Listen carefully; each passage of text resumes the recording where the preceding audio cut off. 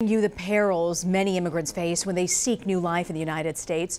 Earlier, I sat down with CBSN Originals producer Ines Novacic to see what it was like to travel along that jungle route that many immigrants take as they seek asylum. Ines, thank you very much for joining us. You went through the jungle. What was your biggest worry before you went in? The snakes. No, I'm just joking. Legitimate worry. Legitimate worry. No, I think that we had prepared for so long for that moment before we went in that it was just we wanted to get it started. I was worried about the elements, of course. In preparing for this journey, we had to look at all of the dangers that we would be facing, and the elements were definitely a huge part of that. It is one of the last virgin jungles in the world. So to have all the gear that you need, to have the anti-venom for the snakes that you need, to be aware of what you might encounter, and then to make sure that the whole time you are focused on telling the story that we were there to tell. I mean, this is a real-life jungle, as you mentioned, with snakes and animals and wild creatures. Why do people make this trek? They feel like they don't have a choice, is what we were told when we asked many migrants who we encountered the same question.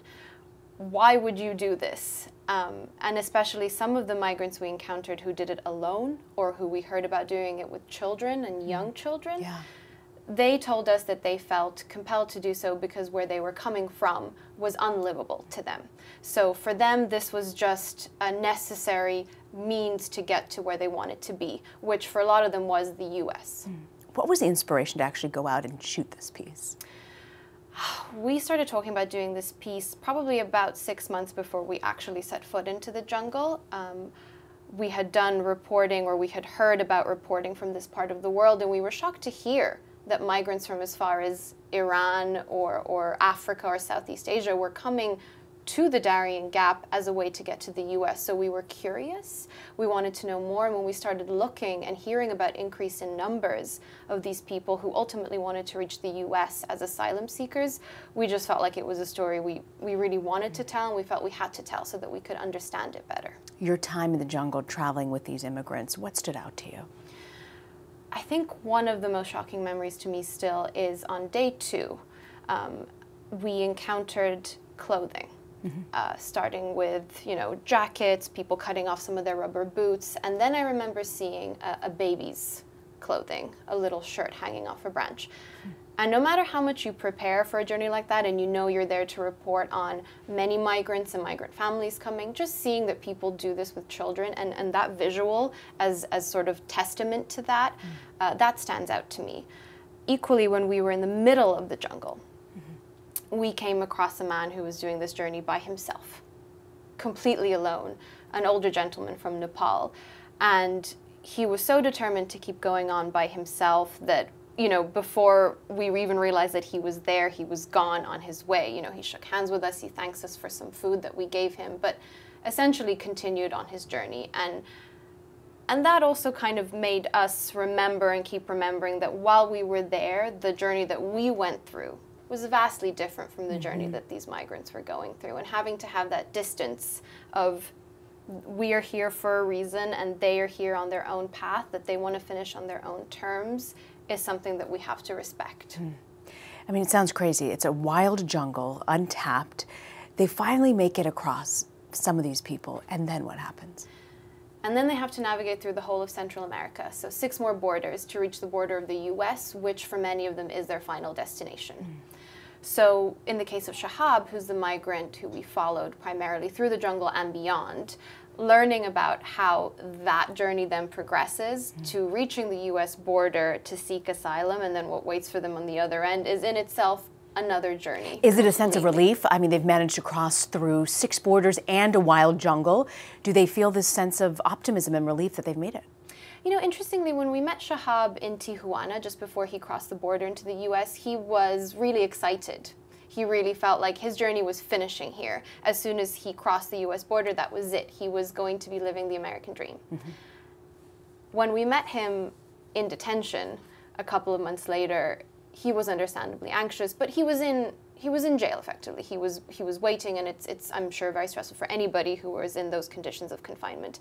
When he was released from detention and we met him, he was the most anxious I'd ever seen him. In detention? After detention. After detention. Right after detention, he was the most anxious that I'd ever seen him. Why is that? He said that it was because he felt like once he arrived to the U.S., his dream could begin. Mm-hmm. His hopes would start being fulfilled and he could start a new life and start afresh. And what he instead encountered was the beginning of a long and arduous journey of the asylum-seeking process, in which he was not prepared to deal with at all, and in which he found himself alone and completely lost. What was the detention center like? We were only granted access to one small part of the detention center right across the border near San Diego, and we were shown into an interview room where Shahab came in and we had about half an hour with him. He said that it was crowded, that he felt very alone, that he was stressed to find out what would happen in his case. He didn't know how long he was going to be in there, so he was very anxious. So he felt like his question, so he felt like people weren't answering his questions. He felt like he didn't even know who to ask the questions to. And let's not forget also English and Spanish are not his first languages. Mm-hmm. So he was, I think, struggling as well. But at the same time, again, he felt that there was something waiting for him on the other end, that he was just about to get to the US and begin his new life. Mm-hmm. So there was still a sense of hope in him that was quelling any anxiety that he might be feeling, understandably, being in detention. What's ultimately the options for people who are trying to seek resettlement, especially the minors? Well, for Shahab, his only option at that point was to continue with his asylum case. Mm-hmm. So the difference between an asylum seeker and a refugee is that an asylum seeker has no status until they come to the U.S. border and seek that status, seek that protection known as asylum. A refugee being resettled in America would have gone through all of these processes before arriving into the country. Mm-hmm. And then there are resettlement agencies in the U.S. who work with the State Department to disperse them in different communities mm-hmm. across the U.S. With asylum seekers, they have to wait for their cases to be heard and to find out whether they're granted asylum or not. Mm. Many of them who are not granted asylum go on appeal. So there's two types of asylum cases, whether you're waiting like Shahab, it's called affirmative asylum, so you're just waiting to hear about what's going to happen to you, or defensive asylum, when you've been issued a deportation order and then you have to appeal it and see if that appeal is going to get granted. How much time do these, whether it's affirmative or defensive asylum seeking, how much time do they get? Most of the immigration lawyers who we spoke to said that it takes normally a few months, but that they've heard of people who've been waiting for 3 years. And they just remain in these facilities? Some remain in facilities, but because this is becoming such a big problem and there's a huge backlog of these cases, mm-hmm. people like Shahab or like Reza in our documentary are being released into the public and waiting out their cases as they're pending mm-hmm. just around the U.S. in sort of invisible communities of asylum seekers. Based on your interactions with these detention facilities, what do you think needs to change? Well, I think that with asylum seekers, what Shahab is going through is very different to what something like the Central American minors or Central American migrants are going through. There is a process in place for refugees in the U.S., and there are agencies that do refugee resettlement. No such thing exists so far for asylum seekers. There are certain parts of U.S. law, or there's a settlement known as the Flores Settlement that mandates that unaccompanied minors have to be placed in sponsors' homes, families, their parents if they're in the U.S., or their family members if they're in the U.S., or other sponsors, so they can't be held in detention. But that's kind of it. There used to be a resettlement program between 2015 and 2017 that was canceled last fall by the administration. So there's no sort of resettlement pipeline or process that would ensure that what we're seeing now happening with the unaccompanied minors doesn't become a problem in which these children are sitting in makeshift migration detention camps along the border. Mm-hmm. We're seeing this entire immigration battle play out politically in Washington and around this country. What stands out to you? You actually made the journey with someone through that jungle. What do you think needs to change? I think that what needs to change is the understanding that there isn't really a process of resettlement or integrating these asylum-seeking communities in the U.S. So asylum seekers, when they arrive to the border, they arrive with the hope that this is going to be the start of their new life and that the U.S. government is going to help them start that life.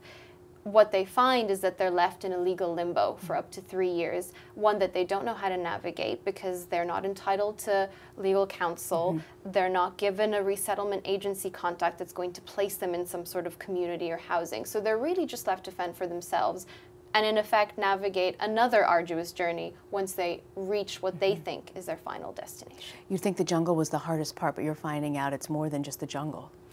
The jungle is one kind of difficulty. Then you get here and you realize that the bureaucracy of the asylum-seeking process is something that you need to be able to navigate as well.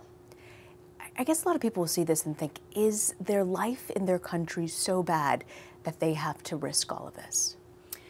And I think the answer, from what I found often, is yes. This is not, an asylum seeker's journey to the U.S. is not a case of them deciding because they want to that they're going to leave their country. It's that they feel that they have no choice. That's what they've told us. And so this is the last resort. This is the last resort. And what do we know about Shahab? Where is he now? What's the situation? So Shahab now has a lawyer and he's actually preparing to go to court this week, and I'm going to be going to see him and film with him, and we're continuing reporting on this, and we're continuing reporting also on the asylum process in general. And do you have a sense of where things might end up for Shahab?